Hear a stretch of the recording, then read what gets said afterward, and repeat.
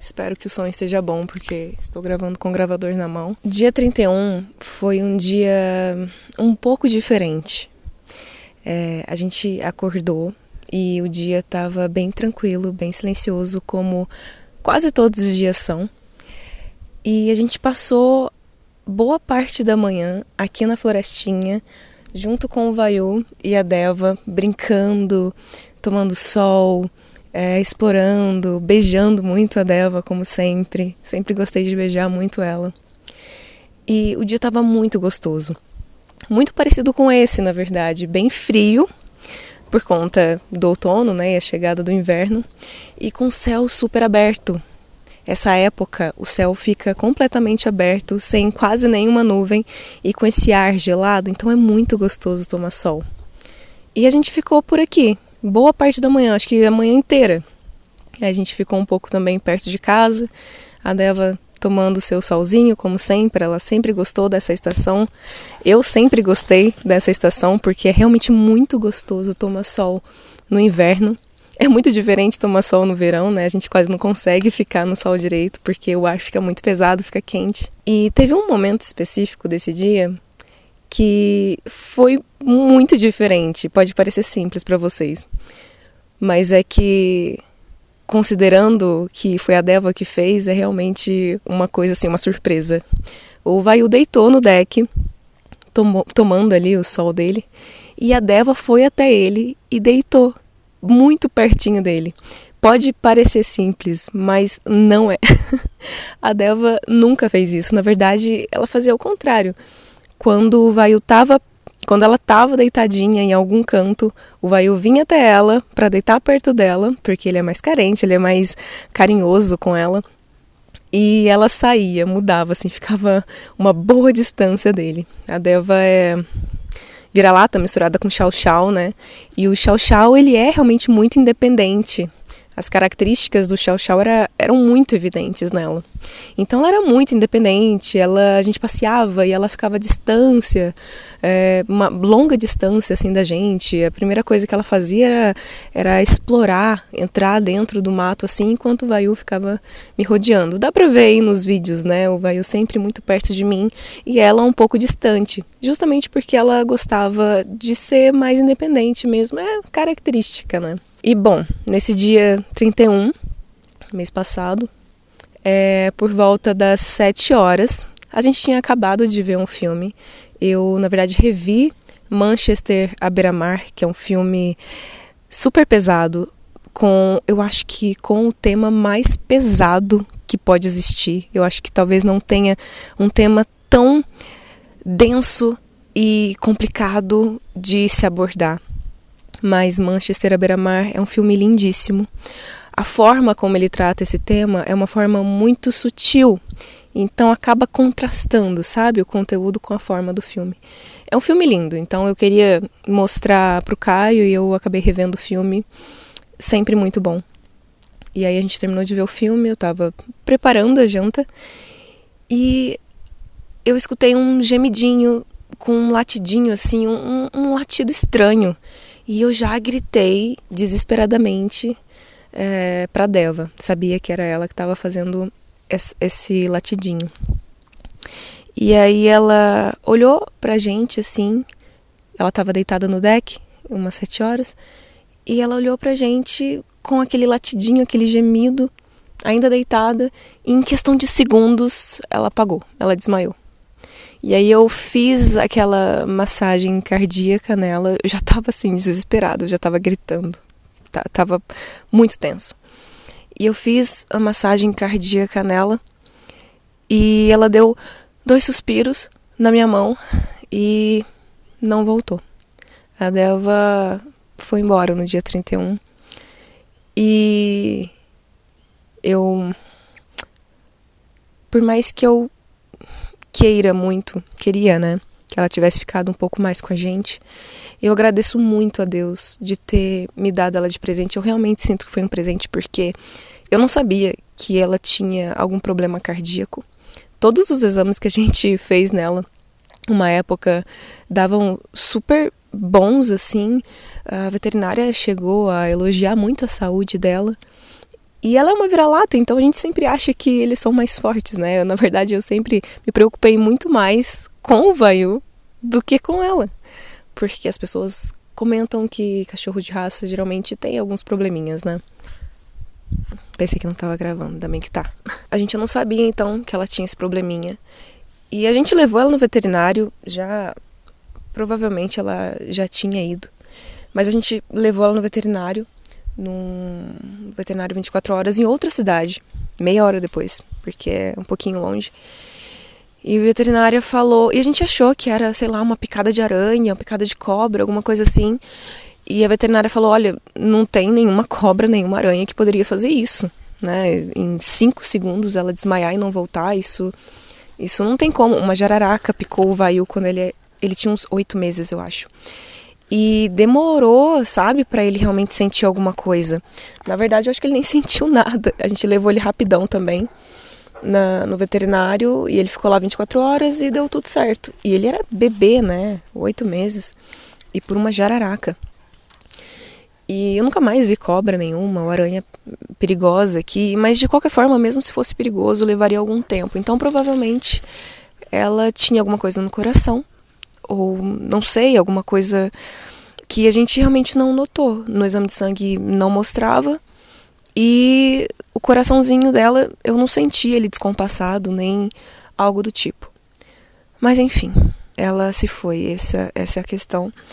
E eu realmente agradeço a Deus de ter dado ela pra mim, e eu ter podido, e dar tempo de eu vir pra cá, num lugar tão gostoso, onde ela aproveitou tanto, onde ela brincou tanto. Ela gostava muito de grama. Eu lembro porque ela ficou um tempo na casa dos meus pais, em Minas, e lá não tinha grama, né? Uma casa normal, com quintal, concreto, tudo. E quando eu saía com ela adorava grama, assim, ela ficava quase comendo, sabe, a terra, assim. Ela comia terra, inclusive, adorava ficar comendo terra, cavar e pegar aquela partezinha úmida da terra. Então deu tempo dela ficar aqui bons anos, se divertindo, explorando, brincando com o Vayu. Deu tempo de eu ter o Vayu pra ela brincar, porque por mais que ela não gostasse de ficar perto dele dormindo, ela adorava brincar com ele, chamava ele pra brincar o tempo todo. Então eu agradeço a Deus por ter podido me dar a oportunidade de criar ela tão bem, alimentar ela tão bem e ter pessoas ao meu redor que amavam ela também. Ela foi realmente uma cachorra muito especial para mim. Ela veio em um momento difícil da minha vida e ela deixou tudo mais leve, tudo mais engraçado, porque ela era muito engraçada quando era pequenininha, muito arteira, muito espertinha, muito inteligente, enfim, muito, muito perfeita, muito, muito perfeita. Falava que ela era perfeita porque ela era perfeitinha, linda, o cheirinho, o jeitinho, o pelo, a carinha dela, enfim, é muito difícil. Quem tem cachorro sabe, é muito difícil. Quem tem cachorro e é super apegado, assim, né?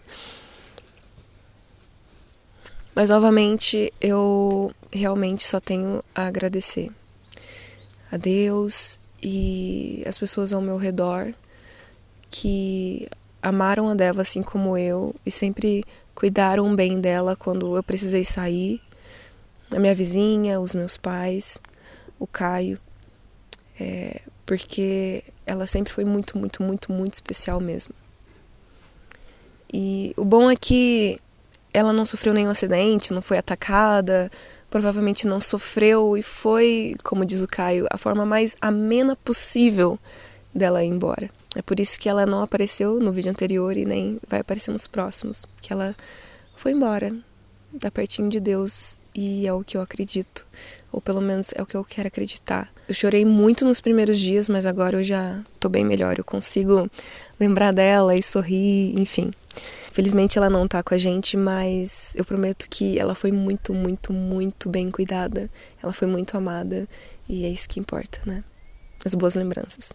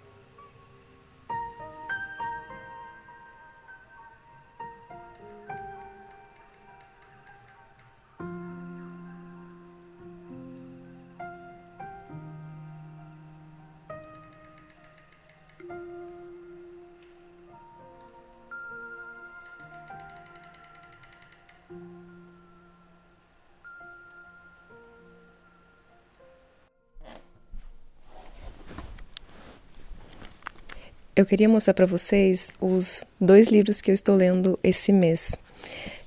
Eu acho que em algum vídeo aqui do canal eu falei que eu tenho um clube de literatura com a minha amiga, que é basicamente uma conta no Instagram, onde a gente faz conteúdo sobre os livros que estamos lendo, então uma pequena análise, uma pequena crítica, as frases, os trechos que a gente mais gostou. De vez em quando a gente até ousa em criar alguma arte pela inteligência artificial. Não fica tão bom quanto as pessoas que já estão manjando bastante disso, mas é só uma forma simbólica da gente absorver melhor o conteúdo. Eu vou deixar aqui na descrição e aqui do ladinho para vocês verem, tá bem bonitinho, a gente faz fotos e vídeos, é bem legal. Eu tava lendo O Idiota, e aí esse livro aqui não faz parte do nosso clubinho, eu não escolhi, nem ela escolheu, só que me deu muita vontade de ler, então eu tô lendo por fora. E Madame Bovary foi o livro que eu escolhi pra gente ler no clube de literatura. Funciona assim, cada mês, dependendo do livro, né? Às vezes é um livro maior, então, às vezes 1 mês e meio, 2 meses, cada uma escolhe um livro pra gente ler. É uma forma da gente se incentivar uma a outra e também incentivar as outras pessoas, né? Que têm vontade de ter o hábito da leitura e acha um pouco difícil, ou acha que não tem tempo, ou fala que começa a ler e acha difícil, não entende, ou começa a ler e acaba adormecendo. Então, o Instagram é uma forma da gente se incentivar, porque a gente tem que criar o conteúdo, e também uma forma da gente, como eu disse, absorver melhor o conteúdo. Eu acho que quando a gente lê alguma coisa ou quando a gente vê alguma aula e depois passa isso para frente, a gente consegue absorver melhor o conteúdo. Eu acho que isso, inclusive, faz parte daquela pirâmide de absorção de conteúdo. Você primeiro vê uma aula ou lê um livro, depois você escreve sobre aquilo e a última etapa seria você passar para frente, ou seja, você ensinar alguém aquele conteúdo que você aprendeu. Aí sim, quer dizer que você realmente aprendeu. Então, O Idiota é um livro, como sempre, muito denso, porque faz parte de um Dostoiévski mais maduro, que foi quando ele faz parte daqueles livros que ele escreveu depois que ele ficou preso e teve aquele episódio de quase morte, onde ele foi preso e ficou lá um tempo na Sibéria, se eu não me engano, e ele estava a ponto de ser metralhado, só que ele conseguiu um indulto que chama, eu acho, e do czar, e ele estava já encapuzado, o cara estava mirando a metralhadora nele, e ele foi solto, ele foi liberado.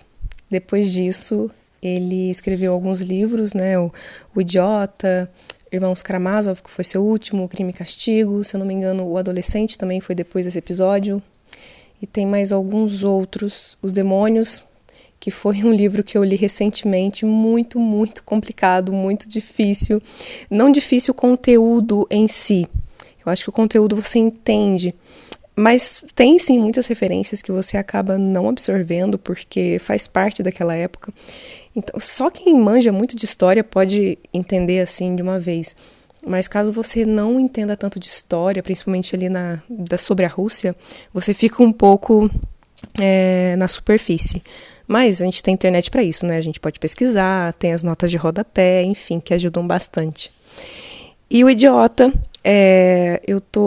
passei um pouquinho da metade já. É muito bom, é belíssimo, não está sendo tão difícil quanto Os Demônios, porque Os Demônios realmente te pega, porque, como eu disse, não é que é difícil o conteúdo, mas é sempre uma grande tragédia que está acontecendo, sabe? São pessoas... Eu acho que o título sugere muito bem o que o livro inteiro é, sabe? É demoníaco mesmo. Todas as pessoas são muito ambíguas e maldosas e cruéis e querem fazer coisas ruins e é meio complicado, assim, para pessoas mais sensíveis. E os Idiotas é um pouco mais leve nesse sentido. Tem personagens que você consegue se identificar, porque os demônios você não consegue se identificar com ninguém. O Idiota, né, que na verdade é o príncipe Mishkin, ele volta da Suíça, onde ele passou um tempo se tratando, se eu não me engano ele é epilético, e ele também é tido como idiota, mas na verdade ele não é nada idiota, ele é só uma pessoa um pouco ingênua, sim, pode parecer um pouco ingênua, ele é muito inocente, muito puro, digamos assim, é uma coisa meio quixotesca, sabe? Aquela pessoa que é um tanto idealista, que vê sempre a parte boa das pessoas, enquanto ele está rodeado de pessoas com segundas e terceiras intenções. É muito difícil, na verdade, dar uma sinopse para os livros de Dostoiévski, porque parecem muito mais do que a gente fala. Então, assim, isso que eu falei é a sinopse mais superficial que eu poderia dar. É muito difícil falar sobre o que se trata os livros de Dostoiévski, principalmente depois dessa experiência de quase morte. Mas basicamente é sobre esse príncipe Mishkin que não tem grana nenhuma, chega lá na Rússia, né, volta da Suíça, chega lá na Rússia e querendo conversar, querendo conhecer apenas, ele nem pede ajuda, ele só está querendo conhecer uma pessoa que tem o mesmo nome que ele, que é uma das últimas pessoas que tem o mesmo nome que ele. Esqueci agora o nome porque são esses nomes russos difíceis de pronunciar. Não é Stepanovic, é alguma coisa assim, Levionich, sei lá, alguma coisa assim. Mas eu sei que é Mishkin alguma coisa. Enfim, e trata sobre muitos assuntos, né? Mas principalmente sobre essa questão das pessoas acharem que ele é idiota só porque ele é uma pessoa mais pura, né? Ele é mais quixotesco mesmo. E Madame Bovary, eu tô bem no comecinho, mas é um livro bem menor, tem 300 páginas, se eu não me engano. Essa edição aqui do Clube de Literatura Clássica também é do Clube de Literatura Clássica, esse daqui. Quase todos meus livros agora são da CLC, porque já fazem uns 3 anos que eu assino. Então, minha biblioteca é bem bonita por conta disso, por conta deles. Madame Bovary, por enquanto, né, é a sinopse, assim, mais superficial, porque os livros não são sobre isso, né? Tipo, eu brinco que Moby Dick não é sobre a caça de uma baleia, é algo muito mais profundo que isso. A caça da baleia é só um símbolo pro que tem de mais profundo ali no livro, né? Ele só representa o que tem de mais profundo no livro. Mas a gente conhece Emma Bovary. Bovary é o nome, na verdade, do marido dela.